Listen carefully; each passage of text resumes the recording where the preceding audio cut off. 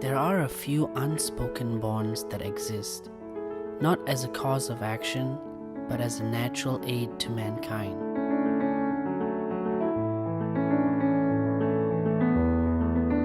Unmatchable to anything our minds could ever comprehend, one bond has the power to move mountains.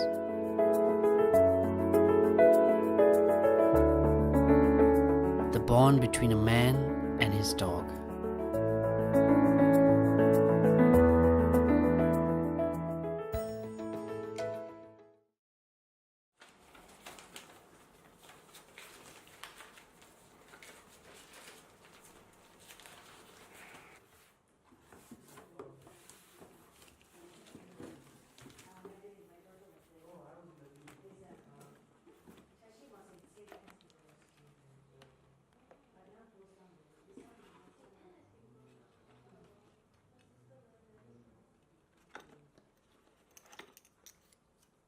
Every time Shashi came back from the field, the dog used to really shower its love and affection upon Shashi. It used to wag its tail, jump up and down, and threw itself on Shashi. And it used to give Shashi a lot of joy, and even for me as a mother, to realize how much a dog's affection can be towards a person. Close to the point that he used to sleep beside the dog. Oh, kindergarten time, first time he went to kindergarten, because that time the father was not around, so he used to cry, and then he wanted to come back home, and I used to be there. Even standard 1 when he went, he was very insecure, and then I had to speak to the headmistress and all that. So a big part that was missing in his life was actually he wanted the bonding with the father, which couldn't really be there.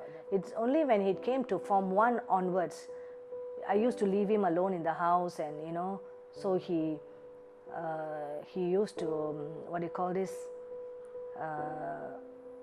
feel lonely, and then wait for the bus caller. I remember he used to go and catch butterflies, and he said his ambition was to become a butterfly catcher. When he had the dog with him, because that kind of filled this gap. Shashi used to take the dog for long walks, and Wags was a very good company for Shashi, and they used to enjoy the walks together. So the dog, in a way, gave a lot of solace and comfort to Shashi by being his best friend.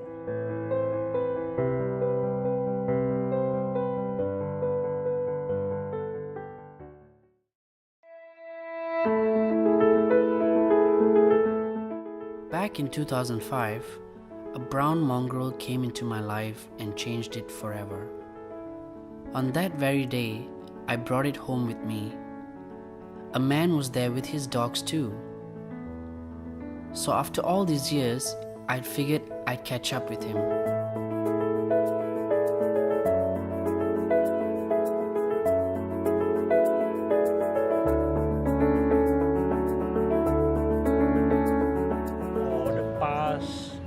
Few years, I only have these 2 dogs, Chicky and Kuti. Chicky is the longest now, nearly 9 years. The Kuti, the black and white one, is around coming to be 4 years old. They are my friend as well as my children, because whenever I go, they will be around me. Then they will come back to the house. Then I will watch TV, they will sit down beside me. The bond for love, because Hustler way of loving you is different from other dogs. Whenever he sees I'm angry with any of the dog, he will come and kiss me or hug me, in a sense that he will use his head to push my body, all this, to ask me to calm down. At the same time, I heard about a lady who lost her dog to cancer after 14 years together, so I decided to pay her a visit as well.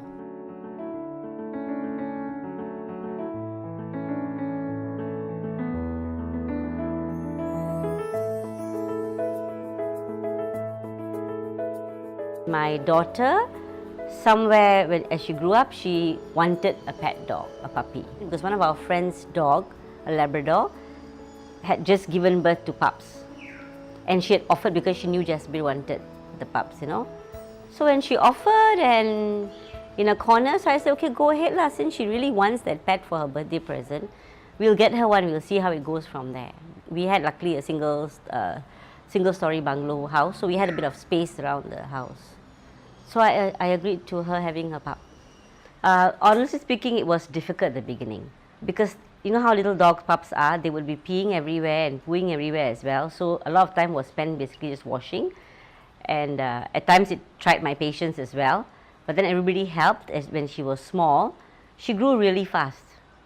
She grew big really fast, and as she grew big and she was able to run around, then the kids sort of like, because the kids don't grow that fast, so both my son and daughter were still very short people, and Soni had grown really big, Labrador and all, and she's loving.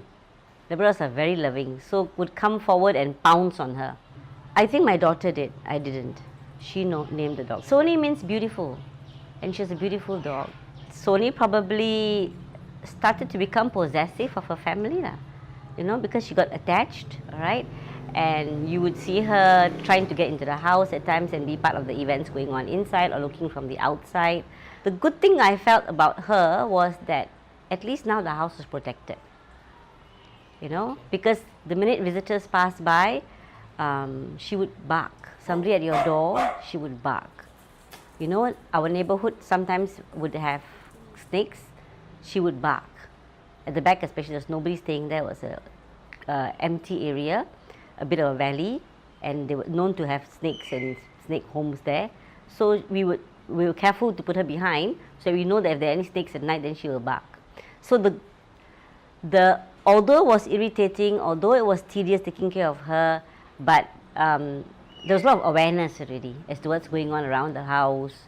She would make us aware. It's later on when we moved here, and as she grew older, that I think my attachment towards her grew even deeper. I could relate to her better. A stray dog with a hunger for human contact, it could not stop wagging its tail from the moment I laid eyes on him. I decided there and then that I would call him Wags. As time passed, Wags knew me like the back of his paw. Whatever I would do, wherever I would go, I would take him along with me. Walks never seemed like a task or a job to get done because I could always pour my heart out to him, and even though he probably couldn't understand what I was saying, I knew he understood my emotions.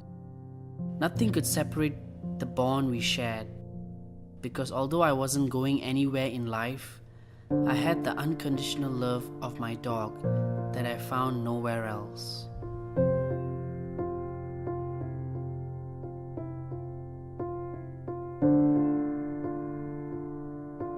On August of 2008, Wags disappeared without a trace.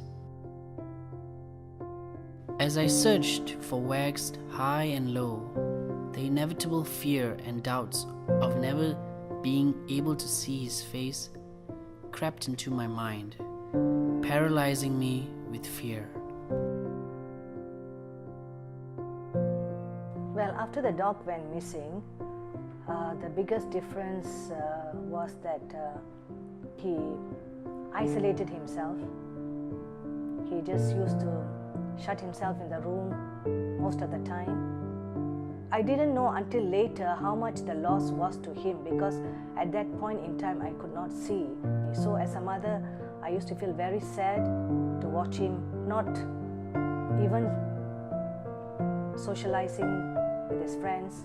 But I wanted to give him some time because it was a great loss.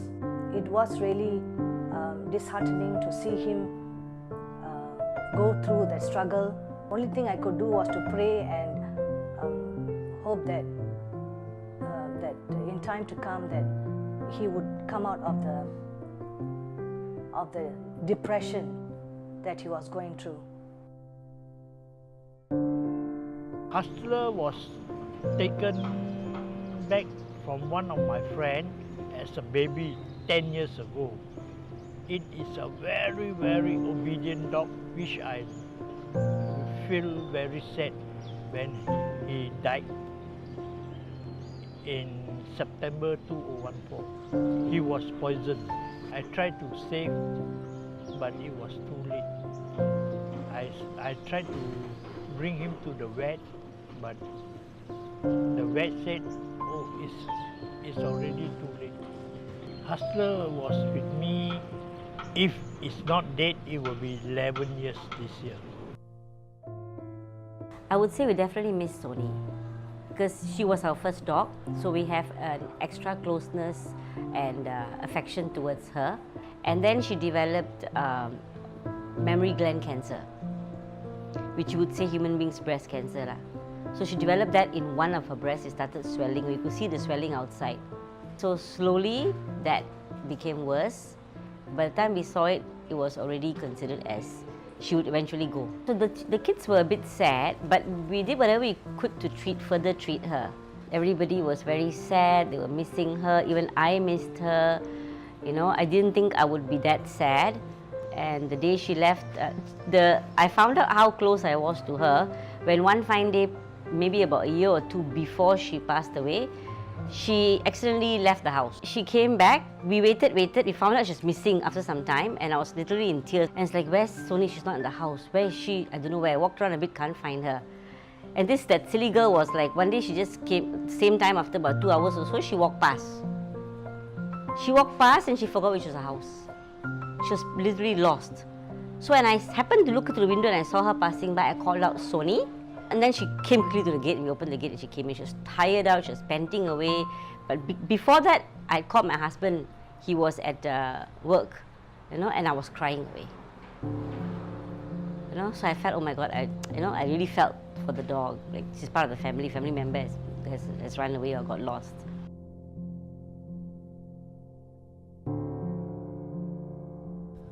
Why is it we only realize what we have the moment it is out of our reach? As I searched for Wags'ed, I thought back to the times I took him for granted. From the moment I brought him home, his purpose in life was to shower me with love. Expecting nothing in return, all Wags wanted was to love me, and if he was lucky, to be loved.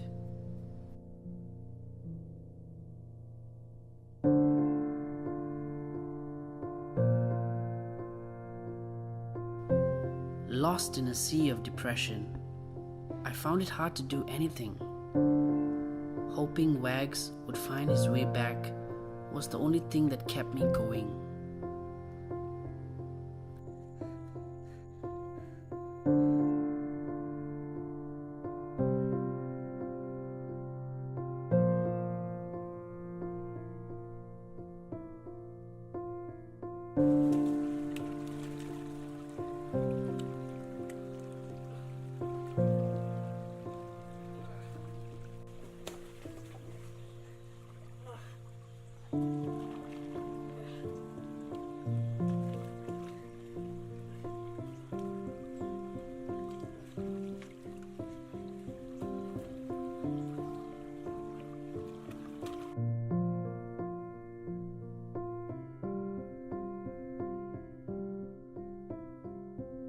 Well, back to the point that he could not bring himself to do anything else.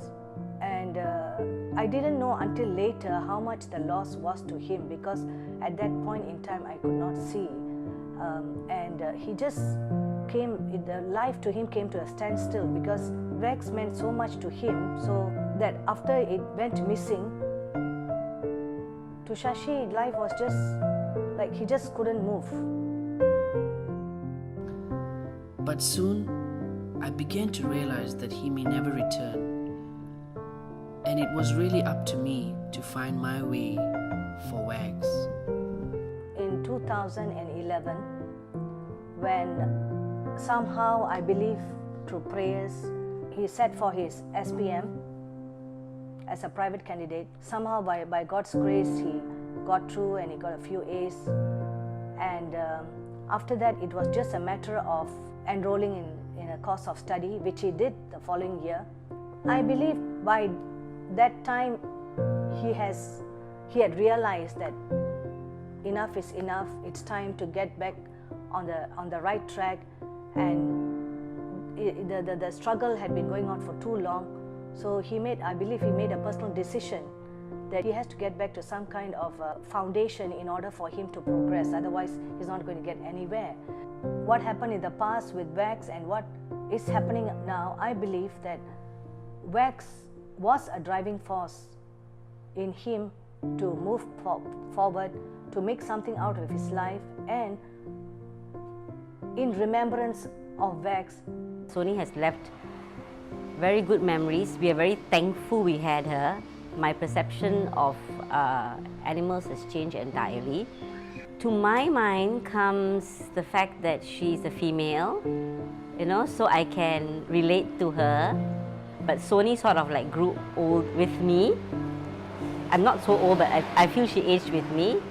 And yeah, so I have a certain amount of affection to her, with her, and that comes to my mind. I can relate to her, like she was a friend.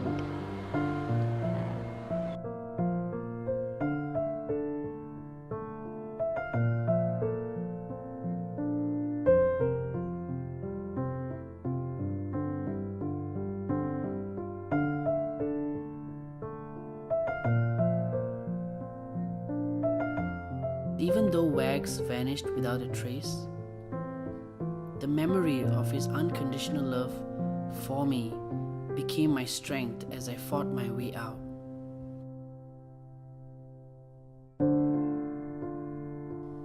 But I walked through it anyway.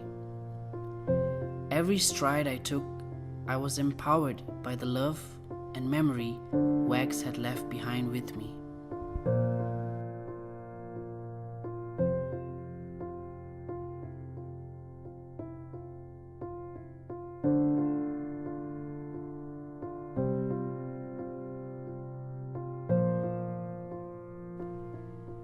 Death is inevitable, and with dogs, they are bound to have a shorter lifespan than us.